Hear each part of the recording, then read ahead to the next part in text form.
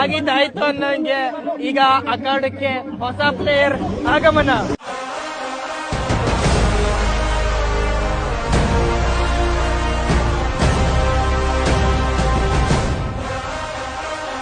ಬಂಧುಗಳೇ ನಮಸ್ಕಾರ. ಬಂಧುಗಳೇ, ಇದು ಬಂದು ರೆಡ್ ಲೋಪ್ ಗ್ರೇಪ್ಸು. ನೀವು ನೋಡ್ತಾ ಇದ್ದೀರಾ ನಮ್ಮ ದ್ರಾಕ್ಷಿ ತೋಟದಲ್ಲಿ ಲಾಸ್ಟ್ ಇಯರ್ ಇದು ಗ್ರೇಪ್ಸು ಎಷ್ಟು ಕಲರ್ ಬಂದಿದೆ ಅಂತ ನೀವು ನೋಡ್ತಾ ಇದ್ದೀರಾ. ರೈತರು ಎಲ್ಲರೂ ಇದೇ ಥರ ಕಲರ್ ಬೆಳಿಬೇಕು ಅಂತೇಳಿ ಇನ್ಫಾರ್ಮೇಷನ್ ತಿಳಿಸ್ಕೊಡ್ತಾ ಇದ್ದೀನಿ ನಮ್ಮ ರೈತರಿಗೆ.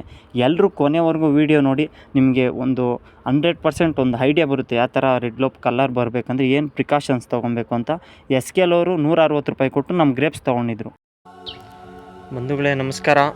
ಬಂಧುಗಳೇ, ನಮ್ಮ ರೈತರು ಸಾಕಷ್ಟು ಜನ ರೆಡ್ ಗ್ಲೋಬ್ ಗಿಡಗಳನ್ನು ಹಬ್ಬಿಸ್ತಾರೆ, ಬೆಳೆ ಏನೋ ಬರುತ್ತೆ ರೆಡ್ ಗ್ಲೋಬು. ಆದರೆ ನಮಗೆ 4-5 ತಿಂಗಳಾದ್ರೂ ದ್ರಾಕ್ಷಿ ತೋಟಗಳಲ್ಲಿ ಕಲರ್ ಬರೋದಿಲ್ಲ.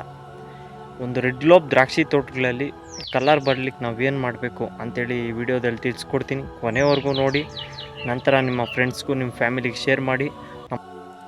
ಬಂಧುಗಳೇ, ಮೊದಲನೇದಾಗಿ ನಮಗೆ ಈ ಥರ ಕಲರ್ ಸ್ಟಾರ್ಟ್ ಆಗಬೇಕು. ನೋಡ್ಬೋದು ನೀವು ದ್ರಾಕ್ಷಿ ತೋಟದಲ್ಲಿ ಕಲರೆಲ್ಲ ಯಾವ ಥರ ಸ್ಟಾರ್ಟ್ ಆಗ್ತಾಯಿದೆ ಅಂತ. ಬಂಧುಗಳೇ, ನಿಮ್ಮ ದ್ರಾಕ್ಷಿ ತೋಟದಲ್ಲಿ ಇದಕ್ಕಿಂತ ಹೆವಿ ಒಂದು ಈ ಕೊಡಿಗಳೇನಿದೆಯಲ್ಲ ದ್ರಾಕ್ಷಿ ತೋಟದಲ್ಲಿ, ಕೊಡಿ ತುಂಬ ಹೆವಿ ಗುಂಪು ಕಟ್ಕೊಂಡಿದ್ರೆ ನಾವು ಕೊಡಿಗಳನ್ನು ಸ್ವಲ್ಪ ಕಟ್ ಮಾಡಬೇಕಾಗುತ್ತೆ. ಅದು ಯಾವ ಥರ ಕಟ್ ಮಾಡಬೇಕಂದ್ರೆ ನೋಡಿ, ಈಗ ಗೊನೆ ಇದೆ ಇಷ್ಟು ನೋಡಿ, ಇಲ್ಲಿ ಕಟ್ ಮಾಡಬೇಕು.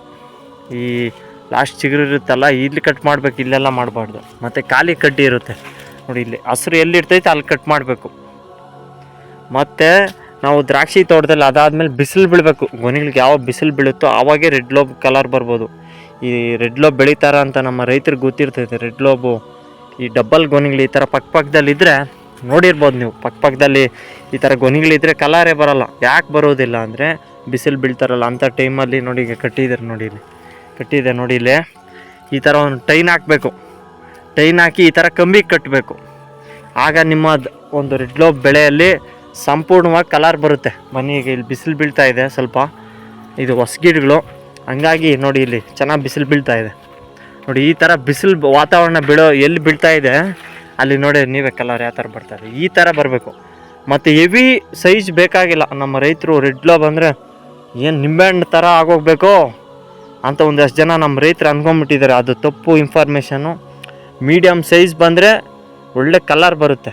ಆಮೇಲೆ ಗೊನೆಗಳು ಹೆವಿ, ಇವಾಗೇನು ಇಷ್ಟಿಷ್ಟು ಉದ್ದ ಮಡಗ್ತಾರೆ. ನಾನೇನು ಕೈ ತೋರಿಸ್ತಾ ಇದ್ದೀನೋ ಇಷ್ಟು ಉದ್ದ ಗೊನೆ ಲೆಂತ್ ಮಡಗ್ತಾರೆ, ಇಷ್ಟು ಉದ್ದ ಮಡಗಬಾರ್ದು. ಸರಿ ಸಮಾನವಾಗಿ ಇಷ್ಟಿದ್ರೆ ಸಾಕು. ಇಲ್ಲ ನಿಮ್ಗಿನ್ನು ಸ್ವಲ್ಪ ಜಾಸ್ತಿ ಬೇಕಂದ್ರೆ ಮಾಡ್ಕೊಬೋದು. ಇಷ್ಟು ಲಾಸ್ಟ್ ಮಾಡಬೇಕು. ಗೊನೆ ಉದ್ದ ಆದಷ್ಟು ನಿಮಗೆ ಕಲರ್ ಬರೋದಿಲ್ಲ ಅಂತೇಳಿ ನಾನು ಮಾತು ಮುಗಿಸ್ತಾ ಇದ್ದೀನಿ ಬಂಧುಗಳೇ. ಇನ್ನು ನಿಮ್ಗೆ ಫುಲ್ ಕಂಪ್ಲೀಟ್ ವೀಡಿಯೋ ಬೇಕಂದರೆ ನಮ್ಮ ಯೂಟ್ಯೂಬಲ್ಲಿ ಕಮೆಂಟ್ ಸೆಕ್ಷನಲ್ಲಿ ಕಮೆಂಟ್ ಮಾಡಿ, ಕಂಪ್ಲೀಟ್ ನಿಮ್ಗೆ ಯಾವ ಥರ ಏನು ಫುಲ್ ತಿಳಿಸ್ಕೊಡ್ತೀನಿ. ನಾವು ಯಾವುದೇ ಒಂದು ತಪ್ಪು ಇನ್ಫಾರ್ಮೇಷನ್ ಇದುವರೆಗೂ ನಮ್ಮ ಚಾನಲಲ್ಲಿ ಕೊಟ್ಟಿಲ್ಲ, ಮುಂದೇನು ಕೊಡೋದಿಲ್ಲ. ಯಾಕಂದರೆ ನಾನು ಒಬ್ಬ ರೈತ, ನಾನು ಕಾರ್ಯಕ್ರಮಗಳು ಮಾಡ್ತಾಯಿರ್ತೀನಿ ದ್ರಾಕ್ಷಿ ತೋಟದಲ್ಲಿ. ನನ್ನ ಎಕ್ಸ್ಪೀರಿಯನ್ಸ್ ಪ್ರಕಾರ ಏನು ಒಂದು ದ್ರಾಕ್ಷಿ ಬೆಳೆನ ನಾವು ಸಕ್ಸಸ್ಫುಲ್ಲಾಗಿ ಅದನ್ನು ರಿಕವರಿ ಮಾಡಬೇಕಂದ್ರೆ ಏನೇನು ಪರಿಶ್ರಮ ಪಡ್ತೀರೋ ಅದ್ರ ಬಗ್ಗೆ ನಾನು ನಿಮ್ಗೆ ತಿಳಿಸ್ಕೊಡ್ತೀನಿ. ಬಂಧುಗಳೇ, ಇದುವರೆಗೂ ನಮ್ಮ ಯೂಟ್ಯೂಬ್ ಚಾನಲ್ ಯಾರೆಲ್ಲ ಸಬ್ಸ್ಕ್ರೈಬ್ ಆಗಿಲ್ಲ ಈ ಕೂಡಲೇ ಸಬ್ಸ್ಕ್ರೈಬ್ ಆಗಿ, ಹಾಗೆ ಬೆಲ್ ಐಕಾನ್ ಆನ್ ಮಾಡ್ಕೊಳ್ಳಿ. ನಾವು ಹಾಕುವಂಥ ವೀಡಿಯೋಸ್ ಫಸ್ಟ್ ನಿಮ್ಗೆ ಬರುತ್ತೆ. ನೀವು ಸಬ್ಸ್ಕ್ರೈಬ್ ಮಾಡಿಕೊಂಡ್ರೆ ನಮಗೆ ನೆಕ್ಸ್ಟ್ ವೀಡಿಯೋ ಮಾಡೋಕ್ಕೆ ಮೋಟಿವೇಶನ್ ಆಗುತ್ತೆ. ನಮಸ್ಕಾರ.